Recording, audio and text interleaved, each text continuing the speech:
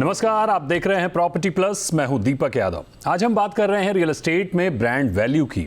आमतौर पर real estate developers का जिक्र नेगेटिव सेंस में अधिक होता है। इनफैक्ट अगर आप किसी होम बायर से उसके घर खरीदने के अनुभव पर बात करें तो सहूलियतें कम और तकलीफें अधिक सुनने को मिलेंगी। आधिकारिक रूप से कोई सरकारी डेटा नहीं है, लेकिन एनरॉक की एक रिपोर्ट के मुताबिक करीब 4.5 लाख करोड़ से अधिक के घर देश के टॉप शहरों में फंसे हुए हैं। ऐसे अनिश्चित रियल एस्टेट मार्केट में कुछ डेवलपर्स अपने ब्रांड को बेहतर बनाने की कोशिश कर रहे हैं, लेकिन सवाल यह है कि कोई ब्रांड बेहतर कैसे होता है? क्या बेंचमार्क हैं जो किसी ब्रांड को मजबूत बनाते हैं? इस पर ट्रैक टू रियल्टी हर साल रियल एस्टेट कंपनियों के बेस्ट ब्रांड पर एक रिपोर्ट जारी करता है, जिसमें project quality, industry reputation, buyers endorsement, ROI जैसे तमाम पहलुओं पर विश्लेषण किया जाता है। तो इस बार यानी 2023-24 में कौन से रियल एस्टेट ब्रांड हैं जिन्होंने बेहतर किया है, जानने की कोशिश करेंगे। हमारे साथ तमाम गेस्ट हैं। हमारे साथ हैं Abhishek Kapoor, group CEO, Puravankara group. हमारे साथ अमित मोदी हैं, डायरेक्टर काउंटी ग्रुप। और हमारे साथ रवि सिन्हा हैं, CEO, track to realty. Ravi sir, आपकी ही रिपोर्ट है, तो सबसे पहले आपके पास आते हैं और आपसे समझने की कोशिश करेंगे कि रियल एस्टेट में ब्रांड पर फोकस रहने वाली बहुत ही कम कंपनियां हैं। सबसे पहले तो ये बताइए कि क्या बेंचमार्क होता है, क्या प्रोसीजर होता है ब्रांड की रेटिंग का, और इस बार की रिपोर्ट में क्या खास फाइंडिंग्स हैं? हम 10 पैरामीटर पे ब्रांड को जज करते हैं, लेकिन अगर आप देखें कि हमारी मेथोडोलॉजी क्या है, तो सबसे पहले हम जो भी पब्लिक डोमेन में अवेलेबल इंफॉर्मेशन है उसके आधार पे एक रिसर्च करते हैं। उसके बाद हम एक पैन इंडिया 20 सिटी सर्वे के लिए जाते हैं। सर्वे में हम कंज्यूमर्स से उनका पर्सपेक्टिव पूछते हैं और फिर हमारे रिसर्च और सर्वे से जो निकल कर आता है उसके आधार पे हम फाइनल रैंकिंग करते हैं। 2023-24 में कुछ बहुत पॉजिटिव पॉइंट्स हैं और कुछ निगेटिव पॉइंट्स हैं।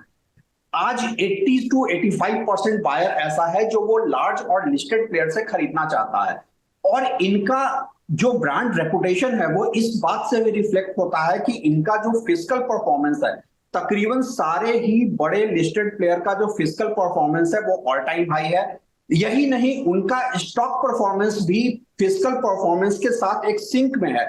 इसका सीधा सा मतलब है कि जो इंडियंस जो बड़े प्लेयर के घर को नहीं भी खरीद पा रहे हैं वो उनके स्टॉक में इन्वेस्ट कर रहे हैं। ये दूसरी अच्छी खबर है। तीसरा जो ट्रेंड हम देख रहे हैं कि बड़े ब्रांड का जो एक टिल्ट है वो लग्जरी की तरफ चला गया है। नेक्स्ट पॉइंट ये है कि जितने बड़े ब्रांड हैं वो अपने कोर ज्योग्राफी से आगे निकल रहे हैं। बेंगलुरु के प्लेयर जो हैं वो मुंबई में आ रहे हैं, एनसीआर में आ रहे हैं, मुंबई के प्लेयर बाहर जा रहे हैं। ये एक अच्छी खबर इसलिए है कि वो मार्केट जहां की बहुत रेप्यूटेड डेवलपर्स नहीं है, वहां पे एक कॉम्पिटिशन का माहौल बनेगा। और सबसे बड़ी चीज है लास्ट में कि एक जितने भी अच्छे ब्रांड हैं उनका एक पोर्टफोलियो डाइवर्सिफिकेशन है, वो एक मल्टी पोर्टफोलियो के साथ चल रहे हैं। पूर्वांकरा अकेला ऐसा एक्सेप्शन है जो सिर्फ रेसिडेंशियल में है, लेकिन पूर्वांकरा की क्रेडिबिलिटी इस बात पे एस्टैब्लिश होती है कि विद इन रेसिडेंशियल उन्होंने डिफरेंट वर्टिकल्स क्रिएट कर दिया है। अब हम आते हैं जो कुछ निगेटिव पॉइंट्स इस साल हमें देखने को मिला है। पहली बात यह है कि बड़े ब्रांड जो है वो अफोर्डेबल हाउसिंग की तरफ ध्यान नहीं दे रहे हैं। दूसरा, जो बड़े कॉर्पोरेट ग्रुप्स हैं इनका जो बोर्डरूम फिलॉसफी है वो डाउन द लाइन ट्रांसलेट नहीं हो रही है। बायर का, कंज्यूमर का जो टच पॉइंट है वो एड्रेस नहीं हो रहा है। हम ये देखते हैं कि आज भी जो कंज्यूमर सेटिस्फैक्शन स्कोर है वो ओवरऑल कुछ ब्रांड्स का बहुत हाई हो सकता है, बट ओवरऑल इंडस्ट्री का जो कंज्यूमर टच पॉइंट है वो सिर्फ 26% है। दूसरा, कॉम्प्लायंस स्टैंडर्ड्स को लेकर के भी काफी इश्यूज हैं। और सबसे बड़ी बात यह है कि बड़े ब्रांड को जो एक बात अब देखना पड़ेगा कि उनके जो जेवी जेडी पार्टनर्स हैं उनके बैगेज का उनको निगेटिव इफेक्ट भी मिलने लगा है। अभिषेक जी, कुछ 1-2 साल में हमने देखा लिस्टेड और ब्रांडेड रियल एस्टेट डेवलपर्स का मार्केट शेयर बढ़ा है, यानी एक तरह से बड़े और लिस्टेड प्लेयर्स का दबदबा बढ़ रहा है। आपने कुछ अलग किया है या बदलते मार्केट के समीकरण ने आपको लाभ दिया है? जी देखिए, टेल विंड्स तो पूरी इंडस्ट्री में है। प्रश्न ये उठता है कि कौन सा ब्रांड क्या स्ट्रैटेजी अप्लाई कर रहा है और फोकस कहाँ पे है। तो जहां तक पूर्वांकरा का सवाल है, हमारे ग्रुप का सवाल है, हमारा फोकस क्लियरली कस्टमर पे है और ये पूरी रिपोर्ट कस्टमर को लेकर के ही है। और हमारा पूरा एंडेवर ये रहा है कि बिजनेस जहां तक है वो तो 90% ऑलमोस्ट ग्रो हुआ है लास्ट ईयर, लेकिन जो फोकस है, जो बिजनेस वैल्यू प्रोपोजिशन है कस्टमर के लिए, हमारा कंसिस्टेंट फोकस उसी पे रहेगा। और आगे भी आप देखेंगे कि ये एफर्ट हम कस्टमर को सेंटर में रखते हुए, क्योंकि हमारी तो ब्रांड फिलॉसफी है ऑलवेज अबाउट यू, तो हम उसको कस्टमर को सेंटर में रखते हुए आगे बढ़ेंगे। तो मेन हमारा जो कस्टमर एक्सपीरियंस और सर्विस को लेकर के है, उस पे फोकस जारी रहेगा। अमित सर, आपके पास आएंगे। बात बड़े और लिस्टेड डेवलपर्स की हो रही है, और अगर आपकी तुलना करें हम देश भर के ब्रांड्स के साथ, बड़े ब्रांड्स के साथ, तो आपका साइज बहुत बड़ा नहीं है और आप लिस्टेड भी नहीं है, फिर भी आपका प्रदर्शन अच्छा दिख रहा है, मार्केट शेयर भी बढ़ता हुआ दिख रहा है। क्या वजह है इसकी? सिंपल कंसिडरेशन ऑलवेज, जैसा कि अभी अभिषेक ने बताया कि इनका थोड़ा मिलता जुलता ही टैगलाइन हमारा भी है कि इट्स अबाउट यू ऑलवेज। सो हमारा भी काउंटी ग्रुप का यही टैगलाइन है, और हम लोग सबसे ज्यादा डिजाइन, क्वालिटी और टाइमली डिलीवरी पे हम लोग बहुत ध्यान देते हैं कि कहीं से कोई भी चीज, कोई फाइनेंशियल मिसमैनेजमेंट नहीं हो जाए, या कोई डिसीजन टेकिंग जो हमारी है वो लेट ना हो जाए, जिसकी वजह से हम लोग कस्टमर को सेटिस्फाई नहीं कर पाए या और। लेकिन एक बार डिलीवरी करने के बाद भी कस्टमर से हमारा टच बेस जो है वो रेगुलर बना हुआ रहता है। यहाँ पे बहुत सारे करीबन 8,000 फ्लैट हम लोग डिलीवर कर चुके हैं। तो उसके अंदर में अगर आप ये देखेंगे कि जितने भी अपार्टमेंट हम लोगों ने डिलीवर किए हैं, अभी तक कोई भी आदमी वहां पे एसोसिएशन बना के और मेंटेनेंस के लिए ना एओ नहीं बना रहे हैं, और वो मेंटेनेंस हमसे ही करवा रहे हैं। और बहुत, और यूपी अपार्टमेंट एक्ट के अंदर में ऑलवेज ये रिक्वायरमेंट है कि 50% कस्टमर्स होते ही आपको एओ बनवानी पड़ती है। हम उसके लिए बहुत रिक्वेस्ट करते हैं, जबरदस्ती नहीं कर सकते। उनका फेथ हमारे ऊपर इतना है, तो वो फेथ का कारण तो मैं सिर्फ इतना ही मानता हूं कि हमने उनको बहुत पैम्पर किया है, उनकी एक्सपेक्टेशन से बेटर डिलीवरी दी है। तो ब्रांड इमेज के लिए तो मैं यही पॉइंट्स कंसिडर कर पा रहा हूं। और साइज की जहां तक आप बात कर रहे हैं, तो साइज हमेशा मेरे ख्याल से एक पब्लिक आई के अंदर में हो सकता है साइज मैटर करता हो, लेकिन मेरे लिए ये है कि हमारी जितनी कैपेसिटी है तो उसके हिसाब से हम अच्छा भरपूर काम कर रहे हैं। और पब्लिक लिस्ट होने के लिए हमको इतनी जरूरत इसलिए नहीं है कि फाइनेंशियल इंस्टीट्यूशंस और एग्जिस्टिंग कस्टमर्स से हमको फंडिंग इतनी मिल जाती है कि हमको ना लिस्टेड के लिए हमको नहीं जाना पड़ता है। रवि जी, आपके पास आएंगे। होम बायर्स का फोकस ब्रांडेड डेवलपर्स की ओर इसलिए भी बढ़ा है क्योंकि वो सेफ इन्वेस्टमेंट चाहते हैं। क्या ये मान लेना चाहिए कि रियल एस्टेट अब बड़े और लिस्टेड प्लेयर का ही खेल रह गया है और छोटे अनऑर्गेनाइज्ड डेवलपर्स काफी हद तक बाहर हो चुके हैं? जो नहीं हुए हैं तकलीफ में, उन्हें भी बाहर हो जाना चाहिए या फिर सुधर जाना चाहिए? देखिए, प्राइमा फेसी अगर आप रिपोर्ट को देखें तो आपको ऐसा दिखेगा कि अब सिर्फ लार्ज और लिस्टेड प्लेयर का मार्केट रह गया है। ऐसा इसलिए भी दिखता है क्योंकि ज्यादातर रेप्यूटेड ब्रांड्स जो हैं वो बैंगलोर और मुंबई से निकल कर आ रहे हैं, जहां पे सारे लिस्टेड प्लेयर्स हैं। लेकिन ये बिल्कुल जरूरी नहीं है।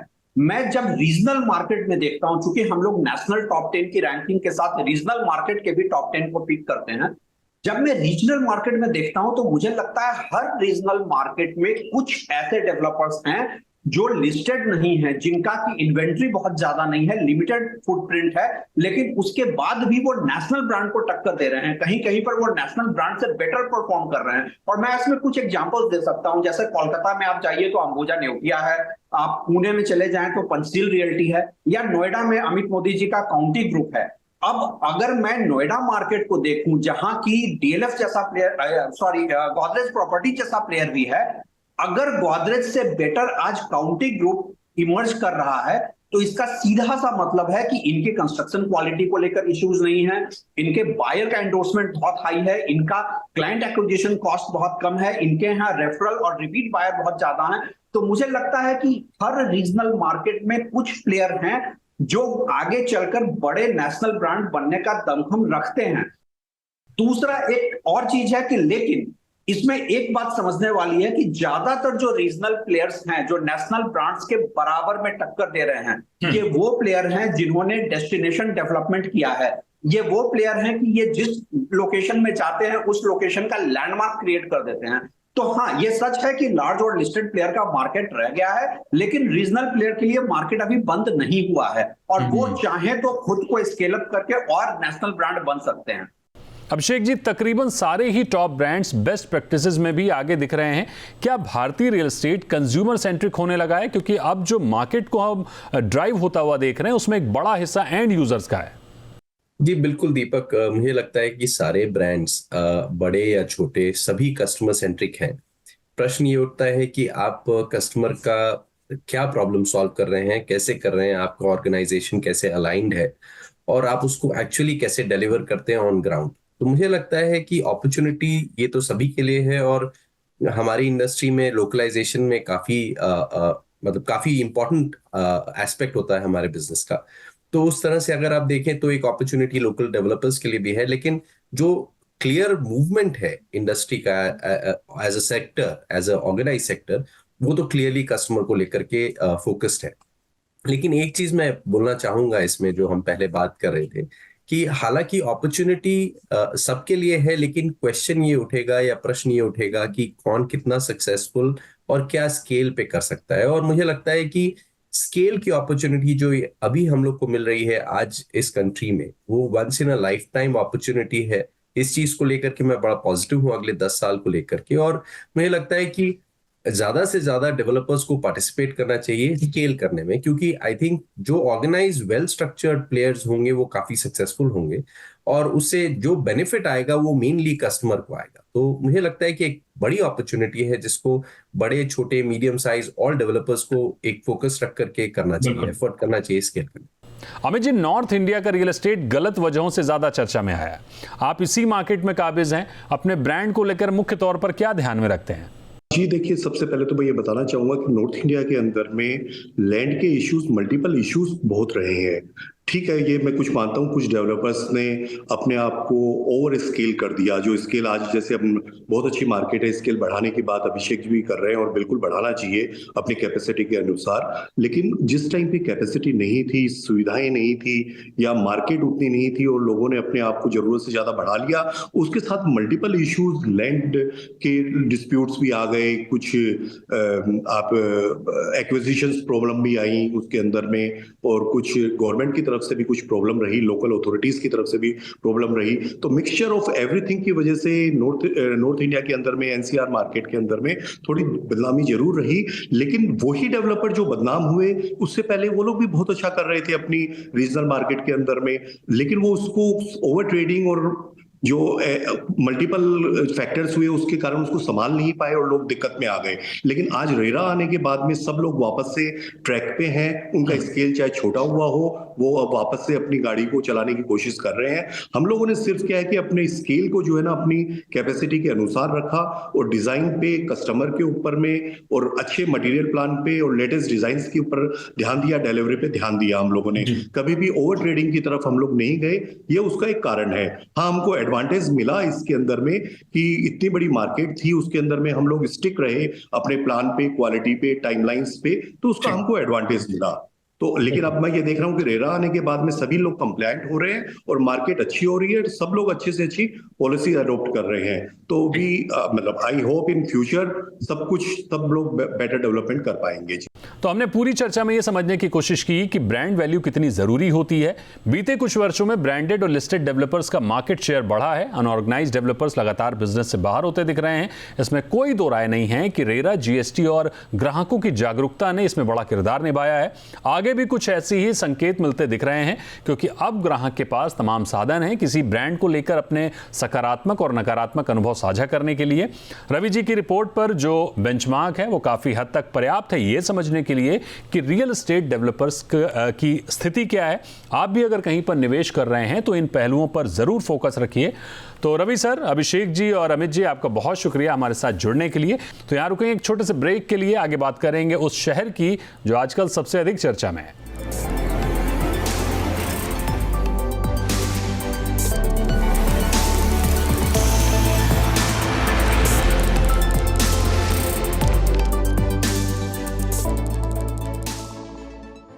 Welcome back. आप देख रहे हैं प्रॉपर्टी प्लस और अब बात करते हैं उस शहर की जो शहर सबसे अधिक चर्चा में है। रियल एस्टेट के नजरिए से एक शहर जो बीते सप्ताह से ट्रेंड कर रहा है वो है अमरावती। वैसे तो महाराष्ट्र में भी एक अमरावती है, इनफैक्ट कर्नाटक में एक गांव भी अमरावती के नाम से है, लेकिन हम जिक्र कर रहे हैं आंध्र प्रदेश की घोषित राजधानी अमरावती की। दरअसल 2014 में जब तेलुगु देशम पार्टी सत्ता में आई थी तब मुख्यमंत्री चंद्रबाबू नायडू ने अमरावती को राजधानी घोषित किया था। 2015 में प्रधानमंत्री नरेंद्र मोदी ने बाकायदा इसकी आधारशिला भी रखी थी, क्योंकि आंध्र प्रदेश पुनर्गठन एक्ट के तहत 10 साल तक हैदराबाद को दोनों राज्य आंध्रा और तेलंगाना राजधानी के तौर पर इस्तेमाल कर सकते थे। लेकिन अभी अगर देखा जाए इस लिहाज से काफ़ी समय था। फिर पॉलिटिकल उथल पुथल में टीडीपी के जाने के बाद अमरावती का मुद्दा ठंडे बस्ते में पहुंच गया। अब फिर से बीते दिनों आंध्र प्रदेश में टीडीपी ने पूर्ण बहुमत से सत्ता संभाली है, तो अमरावती फिर चर्चा में है। कमाल की बात यह है कि प्रॉपर्टी मार्केट में अमरावती को कुछ अधिक ही तूल देने की कोशिश हो रही है। तमाम मीडिया रिपोर्ट्स अमरावती में अनाप शनाप रूप से जमीनों की कीमतें बढ़ने का दावा कर रहे हैं। तमाम एजेंसियां अमरावती में प्रॉपर्टी बेचने को मुस्तैद हो गई हैं। कहीं कहीं तो सीधा हैदराबाद से अमरावती की तुलना होने लगी है। ऐसे में किसी भ्रम जाल में फंसने की बजाय यह समझने की जरूरत है कि अमरावती शहर की ताजा स्थिति क्या है, सरकार वहां किस तरह से आगे बढ़ेगी। हैदराबाद या विशाखापट्टनम के बजाय अमरावती में प्रॉपर्टी निवेश कितना मुफीद है, कितना कारगर है, कितना फायदेमंद है।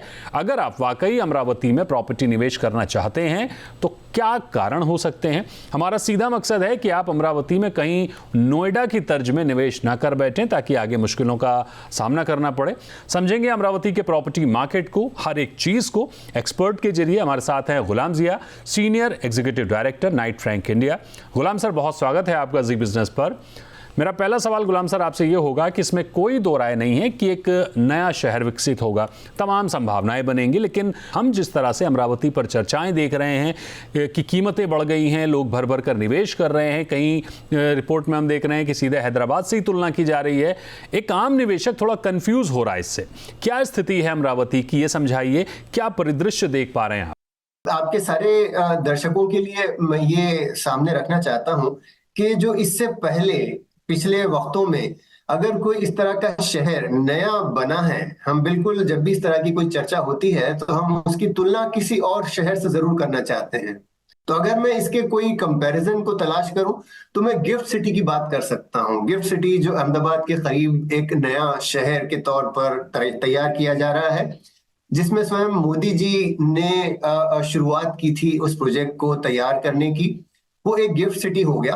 या उसके अलावा अगर मैं खुद हैदराबाद की बात कर लूं, हैदराबाद जो हिस्टोरिकली एक 400-450 पुराना साल पुराना शहर है, उसमें भी जो कुछ चंद्रबाबू नायडू साहब ने ही शुरू किया था, जहां पर पहले माइक्रोसॉफ्ट वगैरह को हैदराबाद में लाया गया था, ये सारे चीजों को बनते बनते भी, चाहे वो गिफ्ट सिटी का जिक्र कर लें या आप हैदराबाद की भी बात कर लें, इन शहर में रियल एस्टेट को तैयार होने के लिए कम से कम 30-40 साल लगे हैं।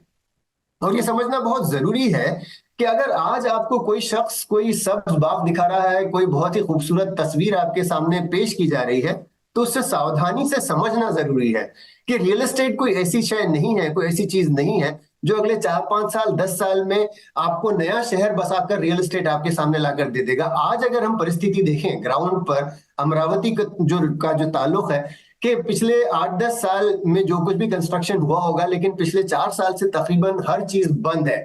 तो ये सारा शहर जिसे घोस्ट टाउन के या भूतिया शहर की तरह देखा जा रहा है, उसमें ऐसी कोई जादू की छड़ी नहीं है जिसके घुमाने से आपको अगले चंद महीनों में रियल एस्टेट में निवेश करके आपको उसमें रिटर्न्स मिलना शुरू हो जाएंगे। अगर आज आपने निवेश करने की कोशिश भी या सोच भी लिया, दिमाग भी बना लिया, तो आप निवेश कहाँ करोगे, सबसे बड़ा सवाल है, क्योंकि इसमें शहर को बसाने के लिए गवर्नमेंट की तरफ से बिड्स आती हैं। तो अब सवाल ये पैदा होता है कि अगर आज आप निवेशक हो तो आज आप खरीदोगे क्या? वहां पर कोई इस किस्म की इमारतें तो बनी नहीं जहां पर आप मकान खरीद लोगे या दुकान खरीद लोगे या दफ्तर में पैसे लगा दोगे, वो तो कुछ नहीं होना। आप ले दे के आज लैंड लोगे, और लैंड किस से खरीदोगे? लैंड आप ज्यादा से ज्यादा किसी किसान से या आसपास जिसके पास लैंड पड़ी हुई हो, जो गवर्नमेंट ने अब तक अक्वायर ना की हो, वो खरीदोगे।